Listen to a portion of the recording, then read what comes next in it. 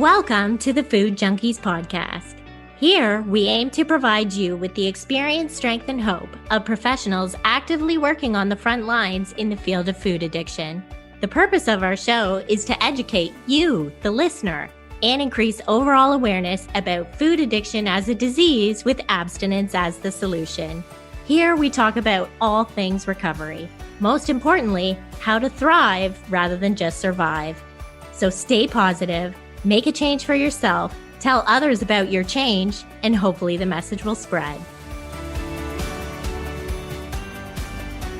Happy Friday, Food Junkies listeners. Molly here. Can you believe we're so close to 500,000 downloads? Be on the lookout for a fun video from your favorite podcast hosts. Today, me and Clarissa welcome Marc David to the podcast and discuss his journey with food and body, the mission of the Institute for the Psychology of Eating, and the key principles of eating psychology. Marc believes that our relationship with food is a great teacher and that any unwanted habit is a message from body wisdom. He encourages people to listen to the messages and learn the lessons that food and body are trying to teach. Marc David is the founder and primary teacher of the Institute for the Psychology of Eating. He is the leading visionary behind the fascinating field of eating psychology and the author of the best-selling books Nourishing and The Slow Down Diet, which have been translated into more than a dozen languages. Marc holds a range of qualifications, including a Master of Arts of Psychology and a Bachelor's of Science in Biology, and has participated in several clinical mind-body medicine programs, all of which have shaped his groundbreaking approach to food, body, and nutrition. For more than 40 years, Marc has been an innovator in eating psychology and mind-body nutrition, championing an uplifting, inclusive approach to food and body and a warm, engaging speaking style that contributes to attract listeners from around the world. In September 2007, Marc founded the Institute to channel his passionate mission of sharing an uplifting, results-driven approach to today's most important eating challenges. Today, IPE remains the only institute in the world devoted to teaching the principles of eating psychology and the mind-body nutrition that attracts students from more than 60 countries each year. The Institute's many thousands of graduates have used their world-class education in these revolutionary disciplines to transform the lives of countless people around the globe struggling with food and body challenges. In today's episode, we discuss food and body, Marc David's journey to understanding eating psychology, the mission of the Institute for the Psychology of Eating, and the key principles of eating psychology, exploring strategies to manage emotional eating, learning how to have a healthy relationship with food, identifying the solution to sugar addiction, exploring the benefits of taking a break from certain foods, exploring the archetypes of eating habits, a discussion on nutrition confusion, nutrition change and uncertainty, exploring the expectations we place on food, relearning how to be an eater, examining the relationship with scale use, and Marc David shares advice on forgiving oneself and finding resources on the psychology of eating. Welcome, Marc. Well, we just want to welcome Marc David today to the podcast. Welcome. Thanks, Clarissa. Thanks, Molly. Well, we're just going to dive right in. Can you share with us your personal story with food and body? How did you get involved in the field of eating psychology and mind-body nutrition? Somehow I think the field sort of chose me. From a young age, I was born into this world. I was born in 1958, and I apparently came out of the womb. I was asthmatic, I was immunocompromised, and almost died a handful of times in infancy. And so I grew up with intense asthma. And my parents took me from doctor to doctor, nothing worked. And somehow I was 5 years old. I hear a rumor that fruits and vegetables are good for you. And this is back in the days of, Velveeta and TV dinners and Wonder Bread. And so I asked my mom to change my diet, and she does. I wanted more fruits and vegetables. And coincidence or not, my health changed. And for me as a child, it was magical because, first of all, I realized I could do something. And that somehow food had this amazing power. So I became a nutrition fanatic from that moment forward. I remember, shopping at some of the first health food stores in New York State. And, eventually when I was in college, my friends used to see me eating all kinds of crazy foods. And I started counseling them because I was also the healthiest. And also at a young age, in my early 20s, I had a nutrition practice on Wall Street in New York City. Go figure. And I was working with some of the most highly educated, motivated and intense people on planet Earth, Wall Streeters in New York City. Most of them wanted to lose weight. And here I am. I probably had read at that point every nutrition book and probably textbook that was written, because you can do that back in the 70s. There just wasn't a lot. So I would tell people what to do. Eat this, don't eat that, and you're going to lose weight. And people would come back a week or two later and they say, oh, well, I know what you told me to do. I know what I'm supposed to eat. I just couldn't do it. And this little kind of epiphany happened for me. I realized if I didn't understand the mind of the eater and the heart and the soul of the eater, I really couldn't help people. And I was blown away, because I thought nutrition was the answer to everything. And so I thought, okay, let me read a book on eating psychology. And there wasn't any. And I thought, well, let me take a course. And there wasn't any. And then I thought, let me go back to school and learn it. And the best I could do at that point was, this is back in the late 70s, was there was, a couple of universities that were doing an eating disorder training. And I thought, yeah, well, I'm interested in anorexia. And I didn't know what bulimia quite was. But I thought, well, but just what about everybody else? What about all the people that I know? What about my mother and my grandmothers and all my relatives who were dieting since I was a kid? Like, that's the people I want to understand. So I decided at a young age, I would write the books I wanted to read and I would create the course I wanted to take. So here we are. That's an amazing journey to just have that curiosity, even at such a young age, to say like, oh, there's this thing, like there are these fruits and vegetables and I'm not actually getting them at home, and then asking for it and having that happen. And then just this, kind of series of events where you stay curious and you ask for changes, or you ask for courses or whatever it is. And if it doesn't exist, you create it. And that is, I'm assuming that is then how we got to the Institute for the Psychology of Eating. And I'm wondering if you could kind of talk to us about what is the mission of your institute and why is it so important in today's war on obesity, our bodies, and food in general? Well, thanks for asking that question. It's such a great one. When I look around at the world and just observe human beings, and I've been doing this, for 4+ decades, and I just see so many humans struggling with an unhappy relationship with food and an unhappy relationship with their body.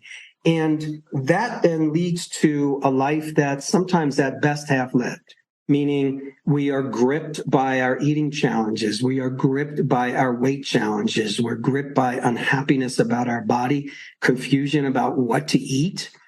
And all of a sudden that becomes our life. And I'm shocked still to this day at how I can work with people in their 70s and 80s. And they'll tell you, I've been dieting my entire life since I was a child.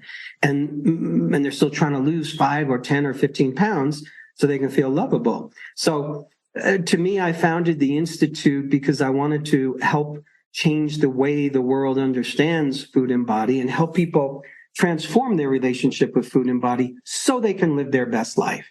And it's less about, I want you to eat healthy like me, even though I think healthy food is great.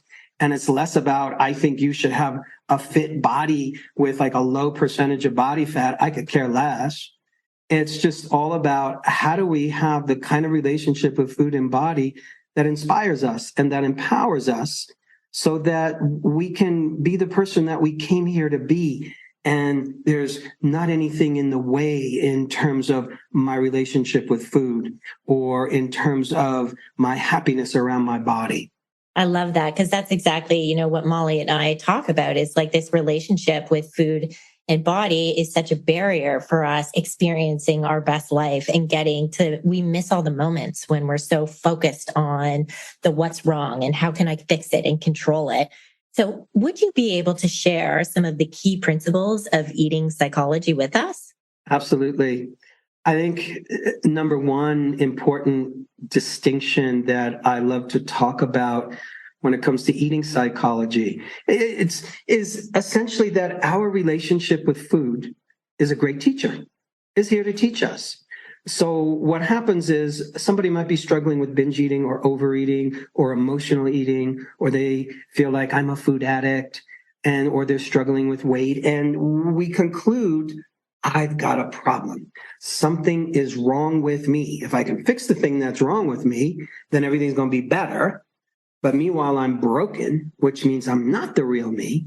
And then what happens is from that place of brokenness, and there's something wrong with me, we're easily attracted to quick fix strategies. Oh, I'll go on the 7-day, eat cardboard diet or whatever it is. And we'll do all manner of abuse to the body with intense exercise and strange ways of eating and food denial, all in the interest of fixing myself so I can be happy.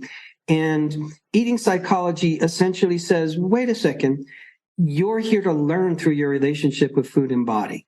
So it's just here to teach you. And if you can start to learn the lessons that it's here to teach you. So what is my intense judgment about my body here to teach me? What is my overeating trying to say to me? What's my binge eating saying? What does emotional eating? It's saying something. It's talking to us. So another way of saying this, and another distinction is that any unwanted habit is essentially a message from body wisdom. It's a message from the wisdom of life. It's trying to tell us something.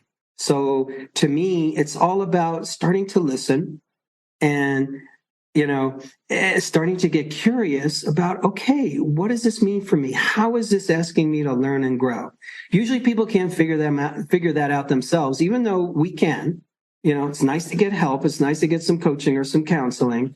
And it's also at least good to have resources that are helping us think in that way.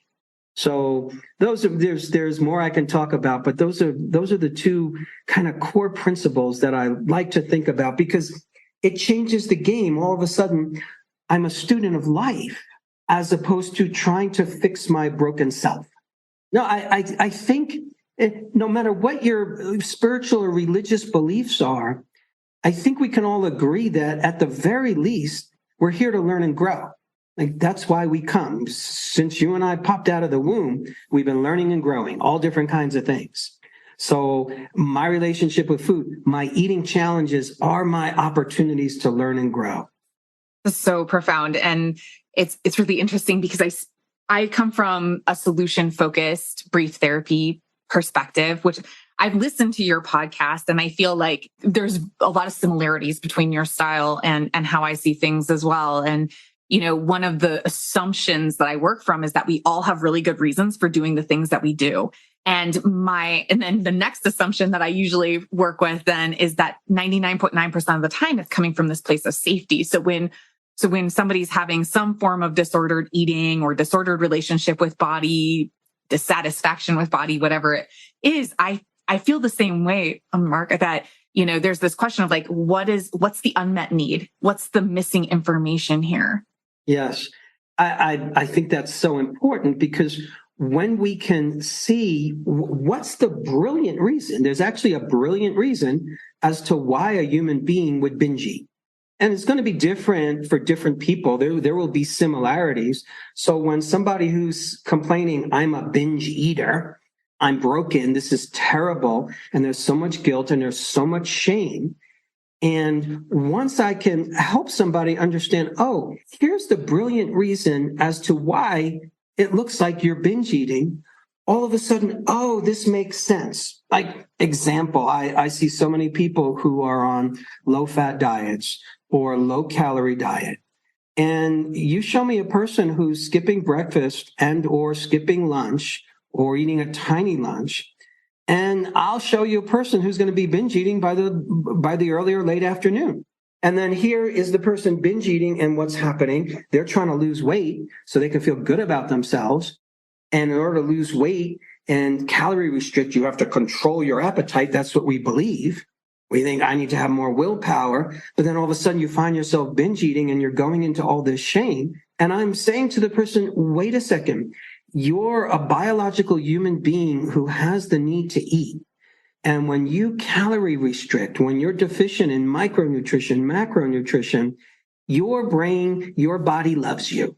And it's gonna scan your metabolism and go, this is a nutritionally deprived person. This person's starving. So as soon as your immune screens are down a little bit, as soon as your guard is down, the brain is going to scream hungry because that's what it knows to do. And your natural appetite will overcome all your good efforts to restrict food. And we think we're a willpower weakling, but no, we're actually a smart human being and we're following our biology.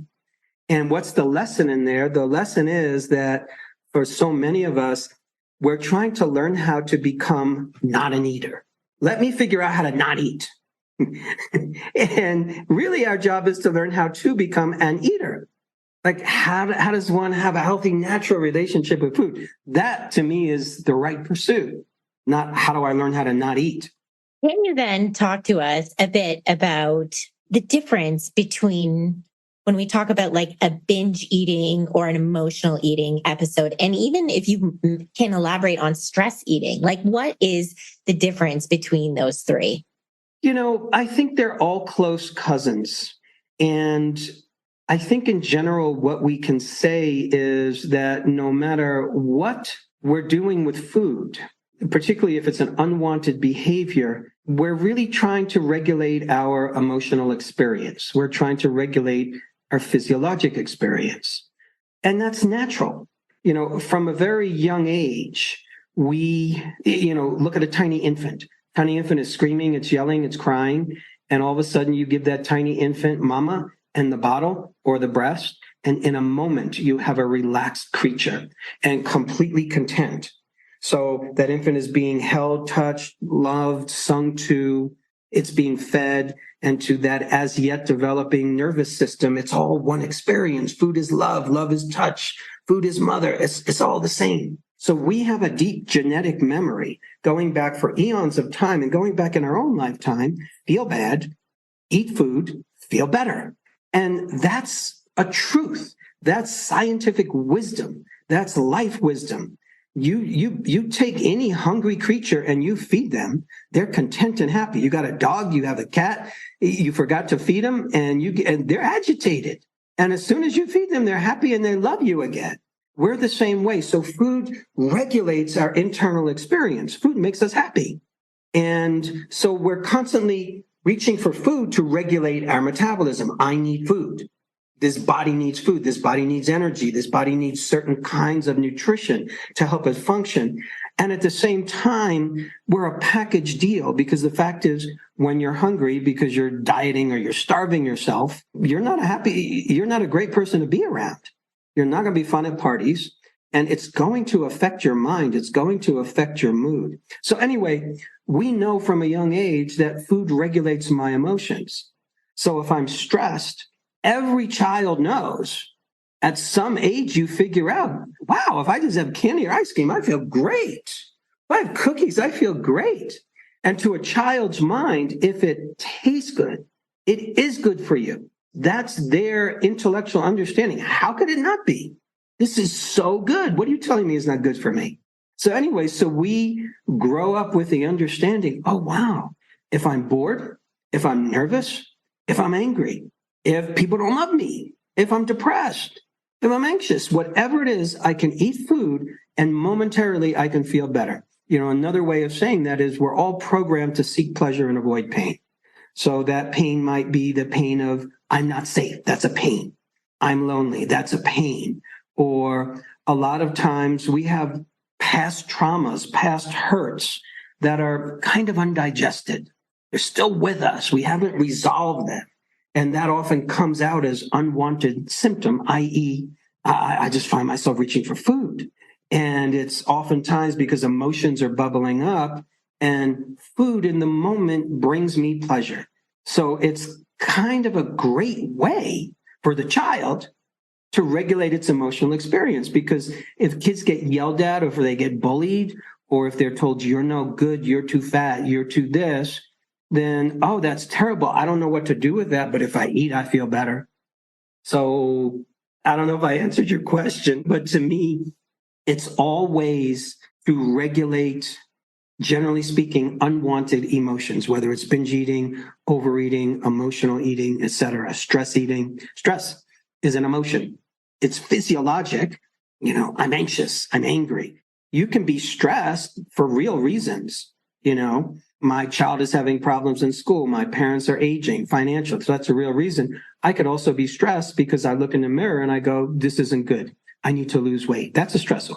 Yeah. So the way you described it is I think you see it a lot in a similar way that we see it, as far as like, it's almost like on a spectrum. There's like this emotional eating thing where it's like, oh, I eat this thing and I feel better. Maybe I was feeling unhappy or some kind of way, and I eat a thing and it's an isolated experience and I feel better and I move on with my day. But then maybe like binge eating is like a longer, right? It's a longer period of time that we're spending in the food. And maybe it's a bigger emotion, or maybe it's a combination of things that are driving that. But certainly, like you said, they're close cousins and maybe even on a spectrum. And so what I'm wondering though, is like you said, when we get to that point and we look in the mirror and we're like, oh, wait a minute, while on a very primal level, this serves me, right? There's this genetic blueprint, as you described it, and it serves me.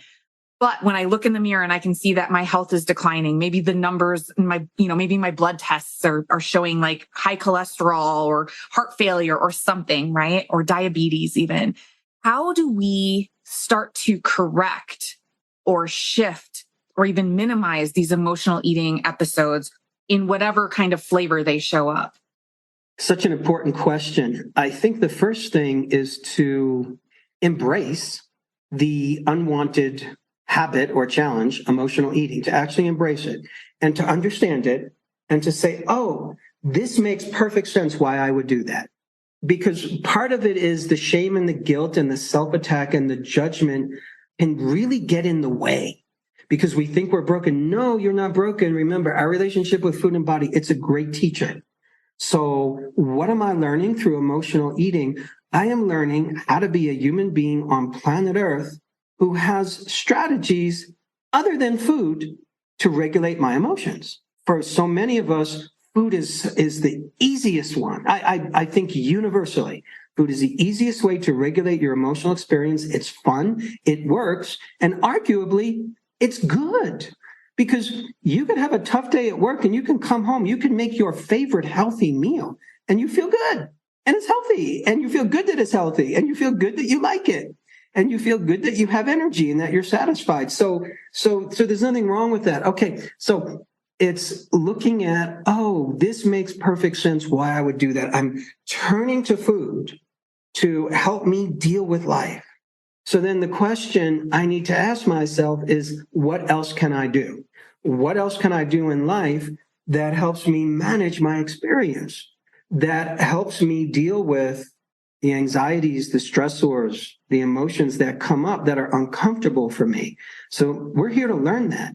If you have kids and your child is angry and they're just breaking things and they're hitting people, no, we need to learn different strategies. That's not how we do it. If you're angry and you decide, I'm going to go rob a bank or something, no, that's not how we do it. So one needs to wish to grow. One needs to be willing to see the big picture and step out of the paradigm that we all seem to be taught. We all seem to be taught it's your fault. You're fat. You're a willpower weakling. You're lazy. There's something wrong with you. And it's really, I'm here to learn and grow. So what else helps you regulate your emotions? Is it music? Is it movement? Is it talking to a friend? Is it, watching cute little bunny videos on YouTube or something? That's what I do. I go to animal videos.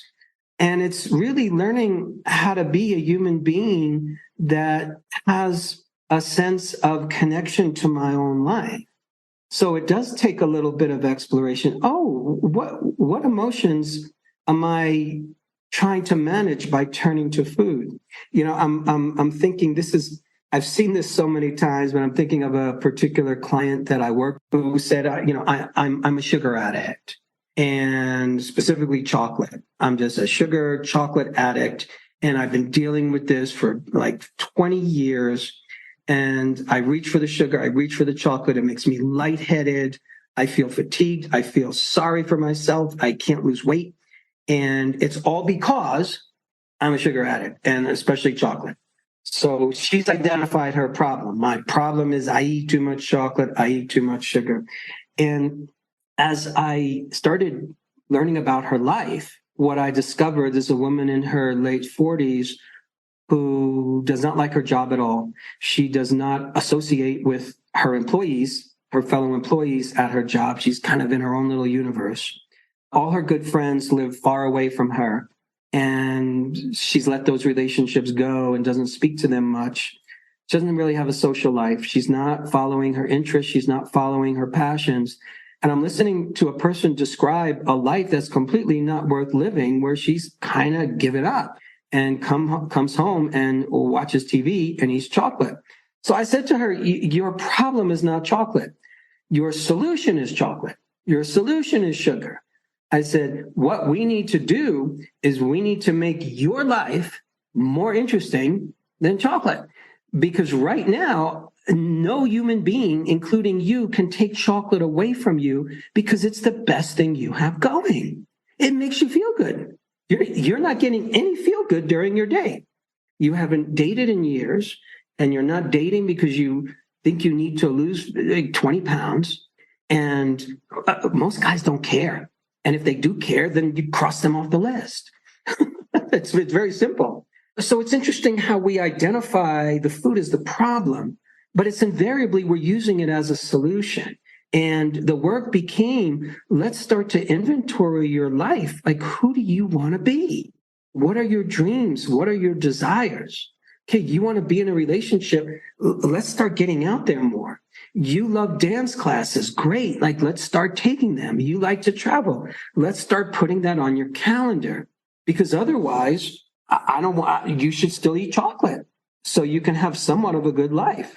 Yeah. Interesting conundrum. So really, yeah, go. Oh, I was going to say, yeah, you're speaking our language, specifically when it comes to working with individuals with, someone who identifies as food addiction.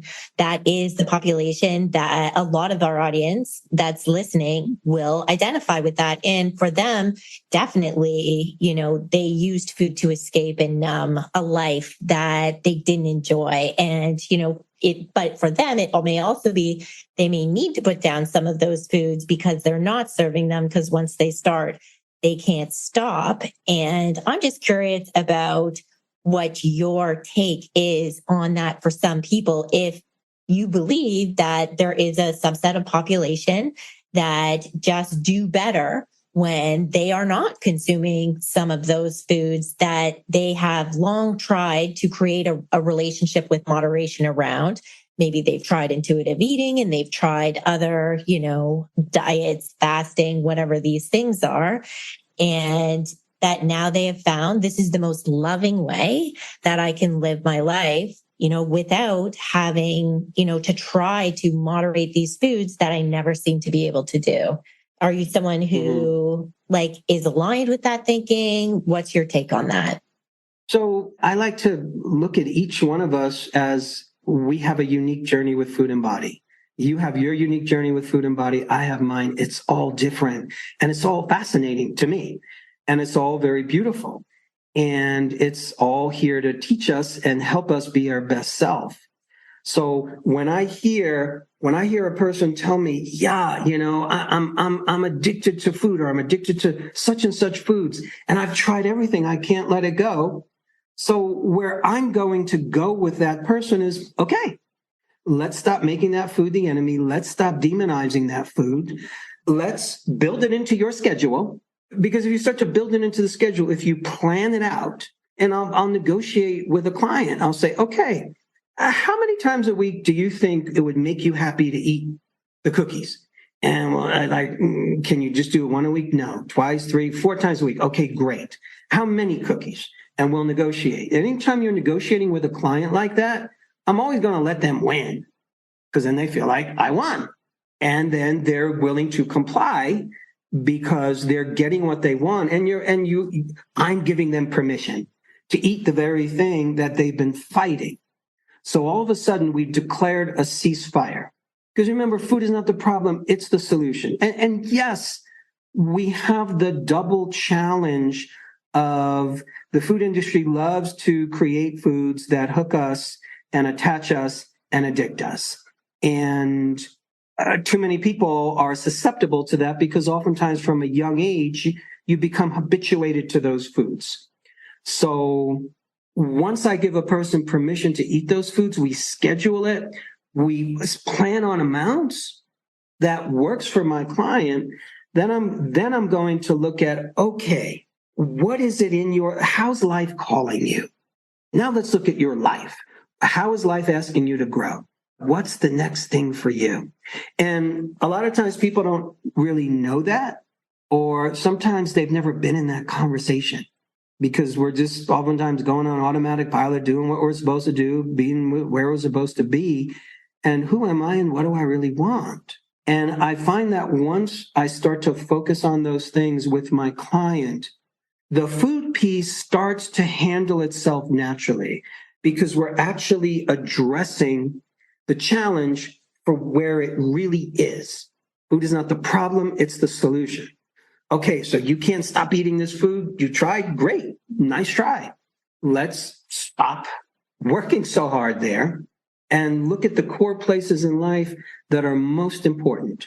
And for so many people, particularly women, it's around love, it's around intimacy, it's around relationship, it's around meaning, it's around a sense of purpose, it's around a sense of connectedness, it's around a sense of beginning to have an experience where I'm enjoying my body and loving my body. Because I find that there's a fundamental place where we are taught to be at war with our body from a young age. We're taught through the media, through movies, social media, all of it. You're taught to compare, and children just naturally do this. Very young people, very young girls are already figuring out at 4, 5, 6-year-old the parts of their body that they don't like and the parts of their body that they want to change. And so we're taught to reject the body. We're taught to be at war with it. And consequently, when we're attacking our own body, that's a terrible place to exist. It's the ultimate autoimmune disease. You know, an autoimmune disease is where your own body attacks its own tissue. And that's not a good medical situation. Well, what happens if I'm attacking my own body? I hate you. This is no good. This has to change. And what happens is that is such an untenable place to live that we have to escape it. And how do we escape it? We turn to food. And we escape that intense self-attack oftentimes by turning to intense foods. Because intense foods will give us the biggest drug hit. It'll give us the biggest chemical hit. And for some people, it just might be a bunch of crunchy food and crunchy chips because they get that salt, they get that savory, they get that crunch, and that's pleasurable. For people, it's sugar. For others, whatever it is. But we go for extremes in order to help modulate our extreme sense of dissatisfaction. So I want to go right to the core. I want to go, okay, we need to learn to love our life more. It's not even, it's about loving the body, but it's baby steps for so many people to learn how to begin to experience goodness and notice goodness when it's happening in your body. I'll do a pleasure inventory with my clients. Other than food, what helps you feel pleasure in life? Everything, persons, places, things, thoughts, feelings, beliefs, experiences. Like, what makes you feel good? All of it. Get a nice long list. And I'm going to look at that list with my client and say, okay, what can we start doing every day on this list? Once a week on this list, once a month on this list. So we're starting to receive pleasure from life. And therefore, I don't have to make food my only source of relief and pleasure. And I'm starting to make my life worth living such that I don't have to medicate an unhappy life with fill in the blank, food, drugs, alcohol, gambling, whatever it is.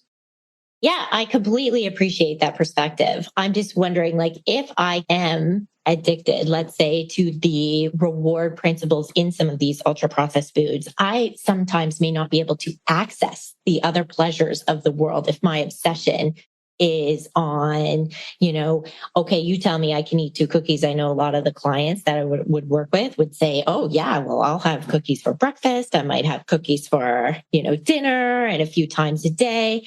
This would be like giving permission to go full-blown potential binge. And I know you're talking about setting realistic measures, but so many people we do work with can only experience the freedom and the pleasure in life that you are describing when they remove these foods from their food plan. That is when they feel this peace and freedom that they've never felt in their entire life. That's what I hear commonly from the clients that we work with. And so, not to say that these foods can never be potentially reintroduced in the future, but do you think there is that subset of population? Maybe they have a genetic predisposition to addiction. Maybe, like you said, at a young age, they have this reward propensity towards anything that tastes good, right? And that until they get some time and space away from those foods, they won't learn to use any other coping skill because it won't be accessible to them. I think there is that subgroup of people for sure. And it's always, for me, it's always important I'm always going to tread lightly because I don't want to give food all the power. So I'm really going to notice and listen. There's another layer to this for me. And that is when I'm working with a client, with another human being, I am listening for who's eating, who's the person that's eating. So I might be speaking to a 60-year-old, a 50-year-old, a 30-year-old, or a 20-year-old. And I've had so many clients who say, I'm successful in life. I have a great relationship. I love my kids. I love my job. I make good money. And the only place in life, everything falls apart is when it comes to food. And then when that person starts to talk about food, even though they're 40 or 50 or 60-year-old, I'm actually talking to a 10-year-old in that moment. I'm talking to the 10-year-old in that person who is in a relationship with food that goes back in time. So what happens is I need to notice the archetype of my client. Sometimes when I'm talking to a client who's, I know I shouldn't eat this, but I do it anyway. A lot of people, when I ask who is eating, when I'm listening for who's eating, it's the rebel in them. They just want to break the rules. Why? Because they were given rules when they were a kid. You're fat, you need to diet, this is no good for you. And some of us just go, don't tell me what to do. And as soon as you turn your back, I'm eating whatever I want. I'm going to do whatever I want to do. So that rebel in us at some point starts to become a rebel that works against us. It was actually a smart strategy. The rebel is a good archetype. Some of the most famous people in the world have been essentially rebels. They're going against the grain and looking at life differently and trying to bring us into a new awareness. So sometimes the client I'm talking to, they're in their food criminal mind and they just want to do it in secret because food is bad and food is a crime. Eating is a crime. So if eating is a crime, how do you do a crime? You do it in secret and you do it really fast when nobody's looking. And then you feel guilty and then you punish yourself because what do you do to criminals? You punish them. So I'm listening for my client's archetype. A child. The child in my client, like, no, but I want this food. It makes me feel so good. Don't tell me I can't eat it. I want it. I want it now. There's a part of us that wants immediate gratification. So I need to learn how to speak to the archetype in that client and help them see you're in an archetype right now. And ultimately, where I want to take my client is I want to help them move into their age-appropriate archetype. So if I'm speaking to a 50 or a 60 and up woman, I'm asking her to step into her queen in relationship to food and body. Here's the queen archetype. A queen archetype is not sitting around on her throne and saying, do you all approve of me? Do you think I should lose 5 pounds? Because if I lost 5 pounds, you would all love me more. Like, no, a queen is authoritative. She knows herself. She's not trying to compete with the 18-year-old girls. She's being their queen. She's being their mentor. She's being their guide. She's bestowing her wisdom. So what happens is for a lot of women and men, they need to step into their royal archetype. If I'm working with a teenager, that's different because a teenager, those are rocky and rough times. So in a sense, all is forgiven. You're learning how to find yourself. You're learning how to find your self-worth. So yeah, it's going to make sense that you're going to want to exercise and have the perfect body, and you're going to want to have all the muscle, and you're going to want to have whatever. I understand that. So I'm going to work with them a little bit different. So listening for the archetypes is very helpful because I'm always going to point out to my client, once I figure out, are they in the perfectionist? Are they in the food criminal? Some people are in their hedonist. They love food. They love it. I get it. We all have the hedonist in us somewhere. And for some people, it's very strong. And the hedonist, has its positives. They know how to enjoy life as good as anybody. They know how to take pleasure and just suck everything out of it. And at the same time, if the hedonist doesn't have wisdom, and if the hedonist doesn't listen to the voice of the adult in us, the king in us, the queen in us, then the hedonist is going to just say, yeah, I'm just going to keep going. So, but it's all in the context of helping my client grow and helping them understand themselves and understand who they are and accepting those voices inside them. So yeah, there's the little kid in me that definitely wants to eat what it wants to eat when it wants to eat it. I'm at peace with that. I get it. I don't let it run the show. Every once in a while, I'll take its input. Okay, you're at a party, you want to have the cake, and it's terrible, but it looks good. Okay, piece of cake. It's a party. So it's learning how to work with those voices, because oftentimes what we're doing is we're not aware of them and we're fighting them. Yeah. So a lot of what you speak of, like just shared, but then also what we've heard you talk about before, like this nutritional value of trust is really what it sounds like. There's this self-development process, and it's about like leaning into this wiser, more middle way voice or archetype, even to use some of your language.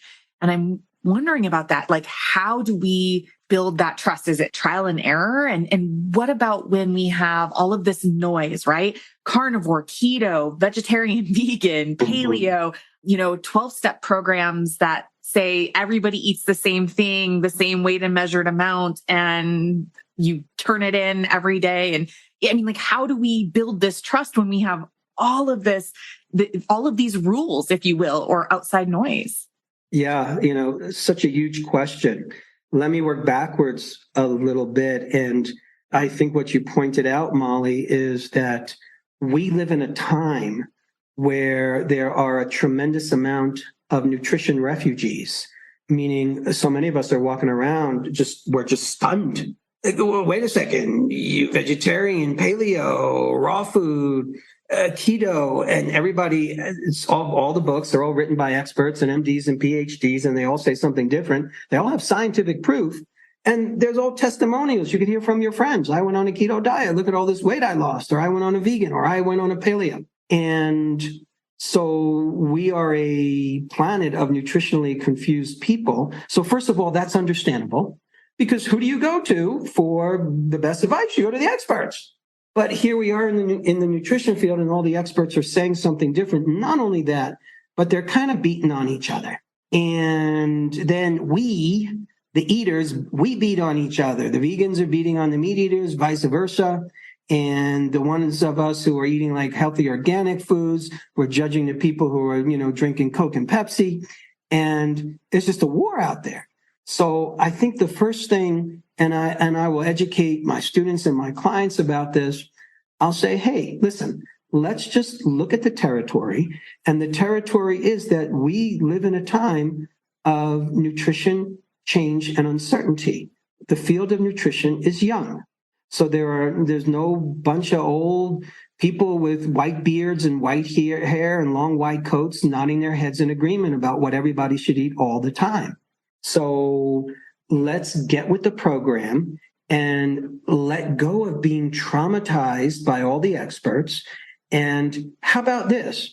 How about let's look at it as, something, just about every different nutritional system you could read about, there are some nuggets of wisdom in there that are very useful. I've never heard just about any diet. There's always nuggets of wisdom that we can start to learn. And instead of looking for the perfect diet, stop. There is no one perfect diet. There is no one perfect nutritional system. Look at how many nutritional systems you followed. When you were in your mama's womb, you had a cord coming into your belly. That's the perfect diet. When you pop out of the womb, okay, breast milk, there's your perfect diet. When you're done with that mushy, healthy food, that's your perfect diet. As the body becomes more complex, okay. And then your perfect diet might depend on, your environment, your genetics, the seasons, your lifestyle preferences, what's available to you. So don't worry so much, and let's start to empower ourselves, and let's be nutritional explorers. Because ultimately, no matter what you eat, it's all going to result in the same destiny, which is all going to die. You could eat the healthiest food in the universe, you will eventually die. You could eat the worst food in the universe, you will eventually die. So that's where we're going. So in the middle of all that, who do you want to be? I'll work with a client and okay, what do you want from food? Really, and let's just be really honest. What do you want from food? And some people are like, I just want pleasure from food, and I want it to give me the perfect body, and I want to be healthy, and I want to have lots of energy, but I really want it to taste good. And I want it to make me live really long and not have disease. We actually a lot of us expect a lot from food. We put a lot of pressure on the food. And I say to myself, okay, great, understandable. What are you bringing to the table to help those things come into being? You want more energy. What are the things you're doing in your life that drain your energy? What are the things that give you energy? You want more pleasure from food? Okay, well, what are the other ways you're bringing pleasure into your life? What are the other ways you're bringing health into your life?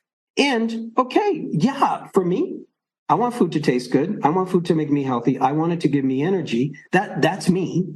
So then I'm going to manage my diet relative to those guidelines. Plain and simple. Now, if and I meet people who say, I'm going to die anyway. I'm just eat whatever I want. I'm not going to try to diet. I'm not going to, and I actually respect that. Okay, you know where you stand. I'm not going to try to convert somebody like that to eat how I want to eat. That's where you stand, and that's your prerogative as a human being. You're making a choice. But a lot of times what happens is people feel victimized by their body. This is not my real body. My real body weighs less. We feel victimized by the world of nutrition. Oh my God, it's so confusing. And we have to take back the power that, okay, I'm going to be a nutritional explorer. And what foods do I like? And sometimes if I'm working with a client, I'll go, okay, name me all the foods you like to eat for breakfast, all the foods you like to eat for lunch, dinner, snacks, etc. I'll go through that list with them and I'll say, what do you think are the healthiest foods for you on this list?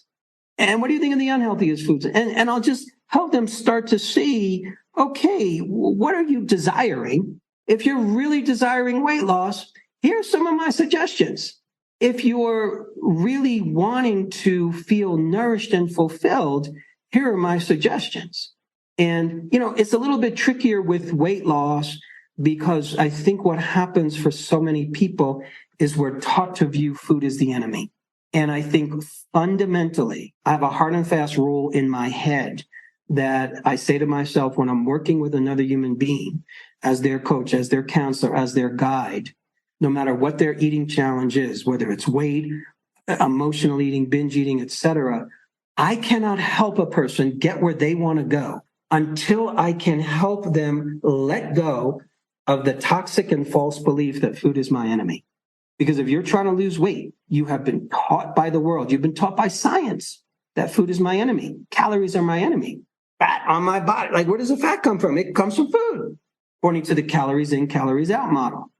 So therefore, and if I'm fat, that means, or if I have too much fat, or if I don't hit my magic number, then I'm unlovable and my life sucks. But how does that fat get there? It gets there by food. So even though fat's the enemy, food is the real enemy.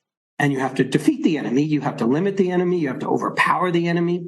And it's counterintuitive, but what we really need to do is make friends with that supposed enemy, because it is our friend. We need to learn how to be in a relaxation response around food, because so many of our clients, so many of the people I think you're talking about, just the conversation of food, we're in a stress response. Why? Because food is what I'm fighting. And that's an unnatural state. You might as well fight breathing. You might as well fight peeing. It doesn't work. So I'm going to do I'll pull out all the tricks in my book, and it takes time to help a person turn around a lifetime that they were taught as a child. You're too fat. You need to go on a diet. And kids get the message, food is my enemy. But at the same time, food tastes so good. Food makes me feel good. How could it possibly be my enemy? So we have these paradoxical beliefs in our mind and paradoxical experiences. I know food makes me feel good, but I know that all the people in the world are telling me you're too fat and you need to not eat food so you can be lovable. And people are freaked out.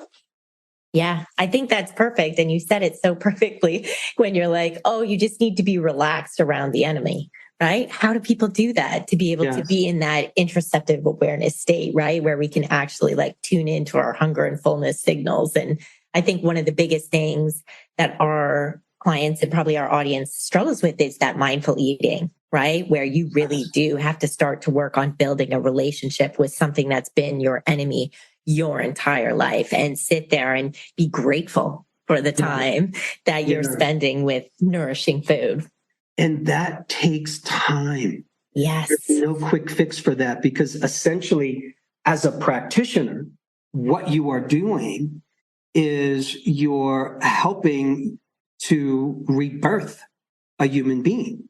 You're taking them back to the beginning of life and retraining them. Here's your natural state. Here's how you be an eater. And in order to do that, there's a lot of junk we need to get out of the closet. Like, as an example, one of the key places I'll start with, most people who look at food as the enemy, vast majority, they're fast eaters. They're eating fast. The act of eating fast by itself is a stressor. You could be the most happiest, relaxed person in the world, and if I said, okay, here's a meal I want you to eat it really fast in less than a minute, you're going to go in a stress response, because the body is not designed to eat a meal quickly. The body needs time. Head brain and gut brain need time to communicate. Okay, what's going on here? Am I getting enough nutrition? What's happening? The moment you start to eat fast, your body thinks it's in a stress response. It thinks there's other animals in the environment trying to go after your meal. And when you're in a stress response, what happens? Your heart rate goes up, your blood pressure goes up, you go into some degree of digestive shutdown. You're going to be producing more insulin and cortisol, which over time can signal the body to store weight and store fat and not build muscle, just the opposite of what you want. So slowing down here's the other thing. Food is the enemy, but it's also a crime to eat the food. So you're going to do the crime quickly. You're going to deal with your enemy quickly. So I'm going to eat fast. Why? Because if I eat fast, then somehow I'm not really doing it. So binge eating, in part, we're eating so fast. We're not there. Like a true binge eating episode, we disappear. Another part of us takes over. We're not there. So we have checked out, and there's an unconscious devouring primal part of us takes over. So bottom line is we need to call ourselves into presence with our food, which means if we're trying to let go of food as the enemy or food as a crime, slow down. Now, that is the hardest thing to do for many people. I tried it. I know you told me to do it. I tried it once. I couldn't do it. What else you got for me? Like, no. That's just like saying, if I'm teaching you how to drive, if I'm teaching a 16-year-old how to drive and they're trying to, put the pedal to the metal and go 80 miles an hour, like, no, we don't do it like that. I don't care how much you want to go fast. Here's the speed limit. We're going to learn how to do this at 20 miles an hour, at 30 miles an hour, because then you get present, then you're here. What happens is people disembody oftentimes when they eat. We check out, and then we wonder, well, I just ate all this food and I'm still hungry. Oh my God, I'm a food addict. Oh my God, I've got a problem. Oh my God, I'm a willpower weakling. No. Here's what happened. You ate fast. And when you eat fast, the brain doesn't have enough time to register taste and pleasure and aroma and satisfaction and visuals of a meal, which are going to help you feel satiated. Cephalic phase digestive response, the head phase of digestion. We need as human beings the experience of eating in order to feel satiated. Oh, that food was really good. Man, I like that. Wow, I'm full. But that takes presence. You have to be here. You can't be out to lunch somewhere. So we're helping our client do something that maybe they haven't done since childhood, which is here's how you stay in your body when you eat. Here's how you stay in your body when you're trying to learn the piano. If you want to learn the piano, you got to sit in a chair. We're going to focus. We're not going to look at the TV. We're not going to look at the cell phone. We're going to do the thing we're doing. And I don't care how long that takes. That's the process to relearn how to be an eater. I love it. I could have had you do the whole episode on just that, because I think that really is one of the founding issues in the speed eating, this standing while we're eating, this never making time for it is kind of a side piece, something we just do in our convenience while we are distracted. I think it's so essential.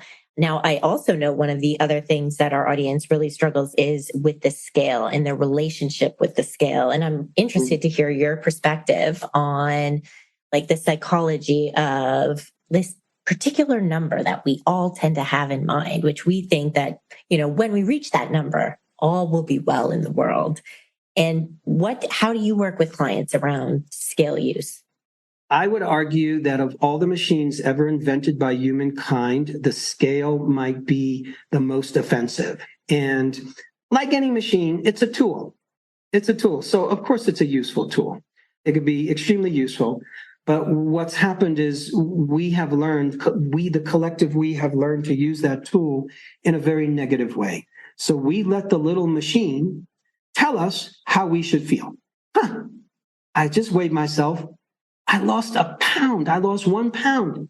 I love myself. This is a great day. This is so good.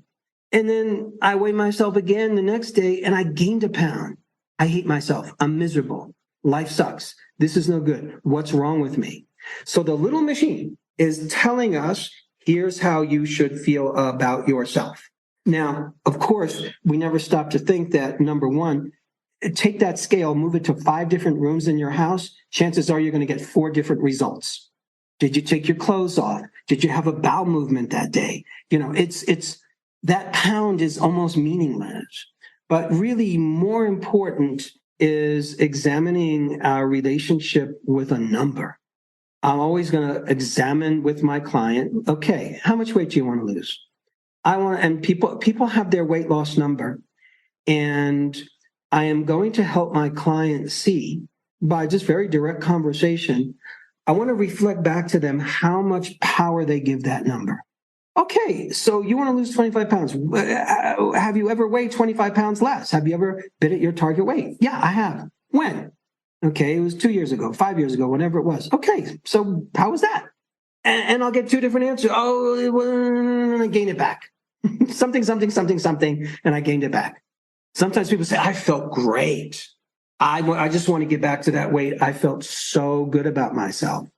And I think, yeah, when I have 5 shots of tequila, I feel so good about myself. I just let me get back. Let me just do that 5 shots all the time. What happens is for a lot of people who have the association that when I was at that perfect weight, everything was great, but it was great for a minute.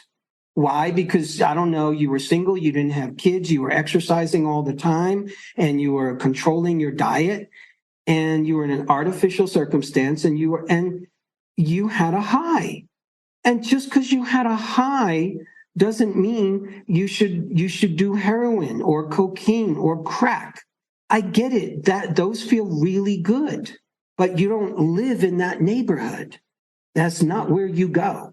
So a lot of times what people are doing is they're going for a high, a reference point that they experienced because, and it's just a sense of I did it, I made it, I conquered, I win. So that's for a lot of people. But there's another subset of people who just invent a number and worship it. They put it on their altar as if that number is a deity and there's nothing more important than that number. And I want to help my clients see that you have the wrong religion. So I'm always going to say to people, you know something, you want to lose 25 pounds? Great. I get it. That's your preference. I've been wearing black clothes a lot. That's my preference these days.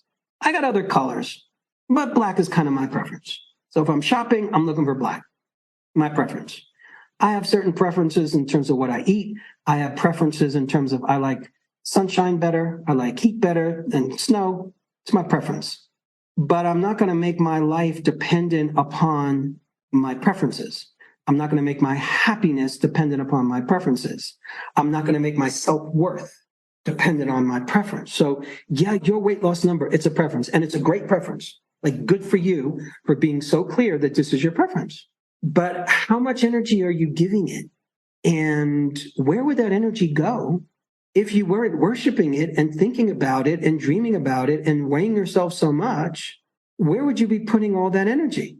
The universe knows what your wish is. Like, it's kind of like your birthday, like make a wish, blow out the candles, and then you kind of forget about it. Like, yeah, you might do a few things, but okay, life knows what you want. Now let's go about the business of your life. Like, what's really important to you? So for a lot of people, they need an intervention. And the intervention is called, okay, true or false? This number is the most important thing in your life.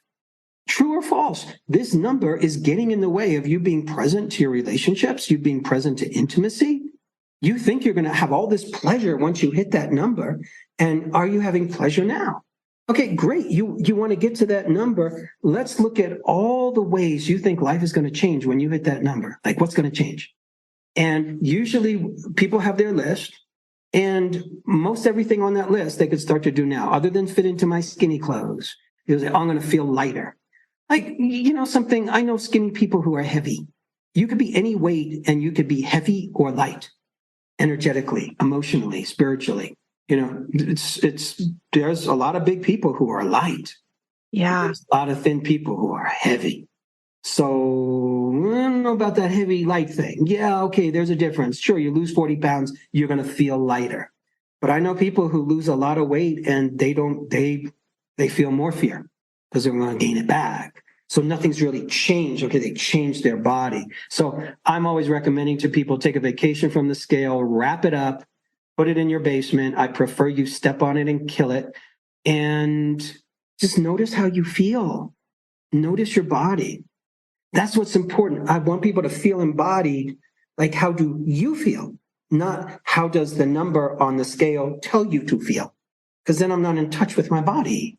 And if you want to shift the body, here's the thing. If you want, people have these big asks. It's a big ask of the body to lose a bunch of weight. Like, it really is a big ask. I'm not saying it's a bad ask. It's just a big ask to lose a lot of weight. So if you want to have a big ask of the body, you have to kind of be in your body to help it make its shifts and changes.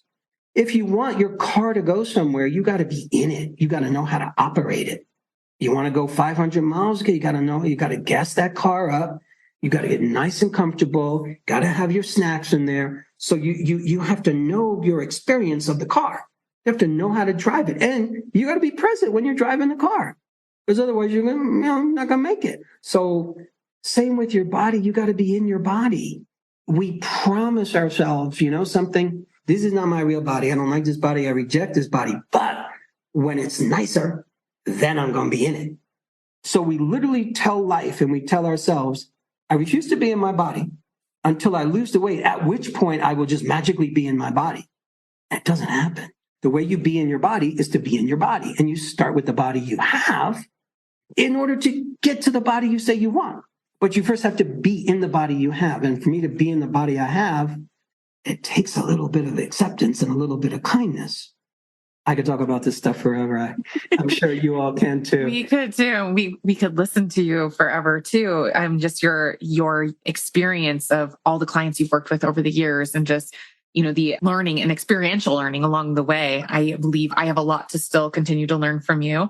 And I believe our listeners would love that as well. So the bigger question then is, from that, can you let people know what you're currently working on and where they can find you if they want to pursue finding out more about you, Mr. David?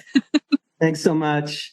Yeah, so go to our website, psychologyofeating.com. That's where you can learn all about what we do, what we're up to. I have a training program for professionals. It's called the Mind Body Eating Coach Certification Training. So we train people who are already practitioners or who are, wishing to be a coach to work with weight and body image, overeating, binge eating, emotional eating. It's a blend of psychology and nutrition. And we also have a wonderful program called the Emotional Eating Breakthrough online program, help people with that. And there's all kinds of free resources. I just, you all might be interested in this. I just created just like a free report. It's called The Eating Archetypes. And it talks about the food criminal and the perfectionist and the child and the hedonist and the food champion. So you just go to our website and you'll see a place to download the 8 eating archetypes. And it's just a great place to start to kind of discover some of your own eating psychology. Well, that definitely sounds exciting. So we'll be sure to share all of that. Before you go, though, we have a signature question that we ask everyone. We just kind of tweak it a little bit to make it a little more personal to you. And so we were wondering if you could tell a younger version of yourself, be it that little guy at 5 years old, or maybe even, 10 years ago, if you could tell a younger version of yourself something about the psychology of eating, what would you tell him? I would say always forgive yourself for whatever you think you've done wrong, and forgive yourself as soon as possible. Because the sooner you forgive yourself, the sooner you can move on. So no matter what you ate or what you didn't eat or what you should have ate or how much you should have weighed or what you should have done, it's all forgivable. Forgive it in 15 minutes. And then start again. Oh, I love that. Thank you so much for being here with us today, Marc David. It's been an absolute pleasure listening to you. Well, I love being in conversation with both of you. Thanks, Clarissa. Thanks so much, Molly. I'm loving the work that you're doing and so needed in the world. And it's just, I think it's just so important to have an honest and real and compassionate and inclusive perspective on food and body. I think that's what people need. We couldn't agree more. Thank you again. All right. Take care. Okay. Have a great day. Thanks for joining us this week on Food Junkies, Recovery from Food Addiction. Make sure to join our Facebook group, Sugar Free for Life support group, I'm Sweet Enough. You can subscribe to our show in iTunes or Stitchers. That way you'll never miss an episode. While you're at it, if you found value in this show, we'd appreciate a rating on iTunes. Or if you'd simply tell a friend about the show, that would help us out too. Don't forget to pick up your copy of Dr. Tarman's book, Food Junkies, which is available on Amazon. If you have any additional questions, both Molly and Clarissa are food addiction professionals and work one-on-one with clients. You can find their websites and email addresses in the show notes. Be sure to tune in every Friday when our new episodes drop. As Vera loves to say, the power is ours.